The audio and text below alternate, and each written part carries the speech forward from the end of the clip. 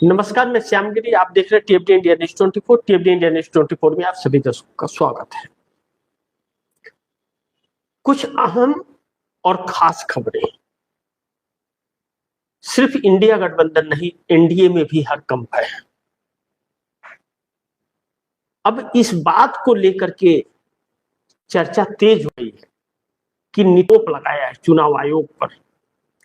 उससे मोदी, शाह और ज्ञानेश कि आने वाले वक्त में बड़ी मुसीबत और संकट आने वाली है इन लोगों के लिए, विरोध का, कि इन लोगों का विरोध बहुत जबरदस्त होने वाला है और देश इंडिया गठबंधन के साथ खड़ा हो जाएगा। ऐसे में मोदी की सत्ता अगर नहीं रही और कहीं ना कहीं नीतीश और नायडू विचलित हो गए तो सरकार गिर जाएगी, और सरकार गिर गई तो मोदी और शाह, ज्ञानेश के लिए बहुत संकट हो जाएगी। और नीतीश और नायडू पर मोदी और शाह दोनों को भरोसा नहीं है। ऐसे में नीतीश को तो पूरी तरह से और चंद्रबाबू नायडू को भी तोड़ डालने की एक कोशिश जल्द होने वाली है, जिस बात की चर्चा अलग अलग जगहों पर अलग अलग तरीके से की जा रही है। नीतीश कुमार के ऊपर पूरी तरह से शिकंजा कस दिया गया है। मैं यह बिल्कुल नहीं कह रहा हूं कि नीतीश नायडू को इंडिया गठबंधन में लाने की कोशिश हो रही, बिल्कुल नहीं। नीतीश नायडू को पूरी तरह से तोड़ करके भारतीय जनता पार्टी अपनी सत्ता को मजबूत करना चाहती है, 272 के आंकड़े को छूना चाहती है। और 272 तब होगा जब इन दोनों को तोड़ दिया जाएगा। पहला नीतीश कुमार नंबर पर है और उसके बाद जो कमी हुआ तो चंद्रबाबू नायडू नंबर पर आएंगे। ऐसे में नीतीश कुमार की कोई भी शर्त किसी भी तरह का नहीं माना जा रहा है। बिहार के अंदर कैबिनेट विस्तार हो रहा है और कैबिनेट विस्तार पर चर्चा बड़ी तेज हो गई है, लेकिन नीतीश कुमार का जो मांग था, बड़ी मांग, कि होम मिनिस्ट्री 20 साल से नीतीश कुमार के पास थी, वह जेडीयू को चाहिए, और स्पीकर का पोस्ट। इन दोनों पदों को चर्चा इस बात की है कि यह दोनों पद नीतीश कुमार को नहीं मिलेंगे, भारतीय जनता पार्टी अपने पास रखेगी। और अगर यह दोनों पद भाजपा अपने पास रखेगी बिहार के अंदर, तो सरकार पर किसी भी तरह का कोई भी कंट्रोल नहीं रहेगा नीतीश कुमार का। लेकिन नीतीश कुमार कोई खेल न कर सके और बिहार से भाजपा की सत्ता न जाए, इसके लिए 7 से 8 विधायकों का जुगाड़ करने का जो नायाब है वह शुरू हो चुका है, यानी कि प्रयास शुरू हो चुका है। कौन टूटेगा भाजपा में जाने के लिए? कांग्रेस के लोग भाजपा में नहीं जाएंगे, जो कांग्रेस के विधायक हैं वह भाजपा में नहीं जाएंगे। आरजेडी के भाजपा में नहीं जाएंगे, जेडीयू में जा सकते हैं। कांग्रेस के लोग जेडीयू में जा सकते हैं, भाजपा में नहीं जाएंगे वह, क्योंकि उसमें मुस्लिम है तो मुस्लिम को भाजपा लेगी नहीं। ऐसे में नीतीश कुमार के ही लोग टूटेंगे। तो कौन टूटेगा नीतीश के? नीतीश के 70 विधायक तो सम्राट चौधरी के खिलाफ है, यानी कि वह तो भाजपा में नहीं जा सकते। यानी कि 15 विधायक हैं जिन पर डोरे डाल करके वह उन लोगों को तोड़ा जा सकता है, जो ललन सिंह और संजय झा के साथ बताए जाते हैं। वह कौन है यह वक्त आएगा तो बताएगा। भारतीय जनता पार्टी उन्हीं लोगों को टारगेट करेगी तोड़ने के लिए, और यह प्रयास कहीं ना कहीं कहा जा रहा है, चर्चा इस बात की है कि शुरू भी हो चुका है। और नीतीश कुमार की किए की सजा है, नीतीश कुमार के कर्मों की सजा है। नीतीश कुमार जो इंडिया गठबंधन के हिस्सा थे, उन्होंने इंडिया गठबंधन को धोखा नहीं दिया, इंडिया को धोखा दिया, देश को धोखा दिया उन्होंने। और इन मौके पर चुनाव के वक्त उन्होंने छोड़ा। बदले में भारतीय जनता पार्टी ने उनकी पार्टी का वजूद खत्म कर दिया उनके अस्तित्व को खत्म कर दिया, सीएम की कुर्सी से मक्खी की तरह निकाल करके फेंक दिया। ऐसों की सजा ऐसे ही होती है। राजनीतिक अंत नीतीश कुमार का इस तरह होगा कि जो व्यक्ति 20 साल सीएम की कुर्सी पर बैठा रहा, उस व्यक्ति को राज्यसभा जाने की जरूरत पड़ी। राज्यसभा गए नहीं, राज्यसभा चुनाव लड़ा करके सीएम की कुर्सी से हटाने का यह नायाब तरीका था भाजपा का, जिसमें ललन सिंह और संजय झा की भी इसमें मिलीजुली भगत है और नीतीश कुमार को निपटा दिया गया। अब महत्वपूर्ण यह है कि क्या नीतीश कुमार के बेटे निशांत कुमार क्या पार्टी की कमान संभाल पाएंगे, वह पार्टी को आगे बढ़ा पाएंगे? वह तो अभी नए हैं, कुछ जानते भी नहीं। और ललन सिंह और संजय झा अब कहीं ना कहीं एक अलग रोल में नजर आ रहे हैं और लाजमी है कि ललन सिंह संजय झा वही काम करेंगे जो भाजपा चाहती है। नीतीश की मर्जी का नहीं करेंगे। वह अगर करना होता तो नीतीश आज भाजपा के साथ नहीं होते, नीतीश इंडिया गठबंधन के साथ होते और सरकार भी इंडिया गठबंधन की होती। ऐसे में क्या नीतीश कुमार सक्रिय हो जाएंगे?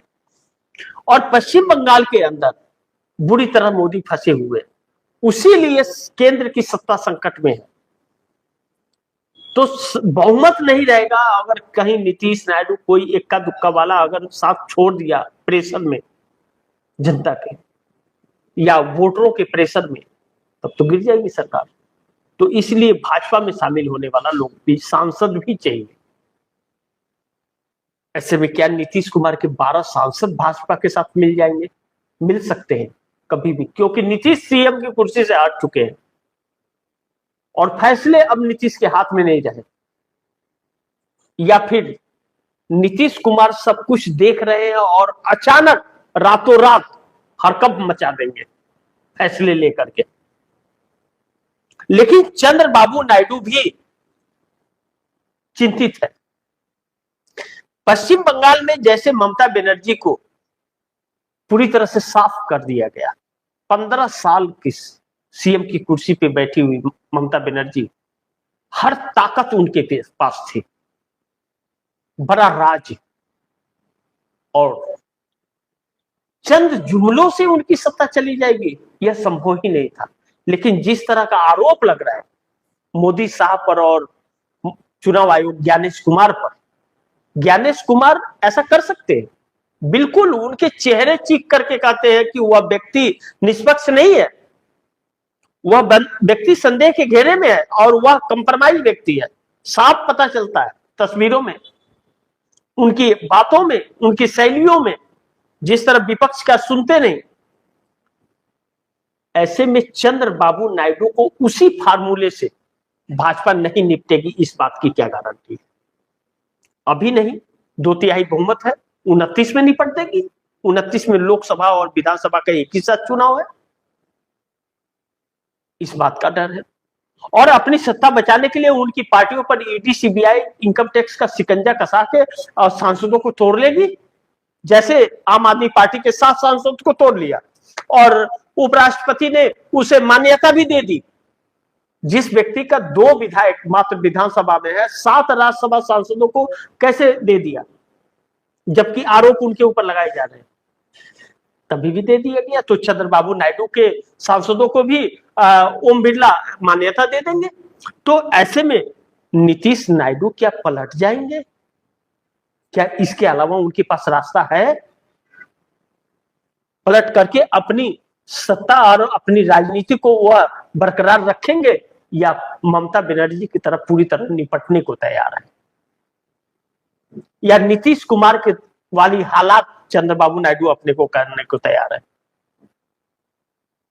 एनडीए के अंदर टकराव जारी है, पूरी तरह से एनडीए के अंदर टकराव हो रहा है और एनडीए का यह टकराव और साजिश तोड़फोड़ जो हो रहा है, यह कभी भी, यह गुब्बारा जो है कभी भी फूट सकता है। मोदी और साहब बहुत, बंगाल जीत तो गए, जीत कर फंस गए और जिस तरह से इंडिया गठबंधन एक नायाब तरीका निकाल रहा है सड़कों पर उतरने का, आम जनता के साथ सुप्रीम कोर्ट में जाने का, और आरोप ऐसे हैं कि बहुत गंभीर है, इन्हें नजरअंदाज नहीं किया जा सकता।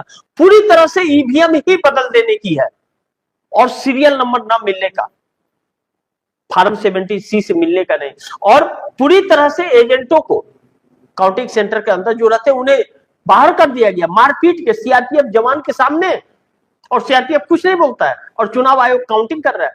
जो ईवीएम का बॉक्स एजेंट के सामने खोला जाता है, वह ईवीएम एजेंट को भगा करके मारपीट के काउंटिंग कर दिया जाता है। जो खोला नहीं जा सकता वह काउंटिंग कैसे हो सकता है? यह तो बहुत गंभीर आरोप है। और पूरे बंगाल के अंदर एकदम आगजनी हो गई है, पूरे दफ्तरों को जलाया जा रहा है, लोगों को मारा पीटा जा रहा है, ऑटो रिक्शा चालकों को सबको झंडा लगाने के लिए मजबूर किया जा रहा है, लोग घरों पर डर से भाजपा का झंडा लगा रहे हैं, यूनियन वाले लगा रहे हैं। यह क्या है? भाजपा क्या कर रही है? गुंडागर्दी कर रही है क्या? यह आतंकवाद मचाया हुआ है, या फिर ये लोगों को डराने की कोशिश है, या कहीं ऐसा तो नहीं कि बंगाल को मणिपुर बनाना चाहती है?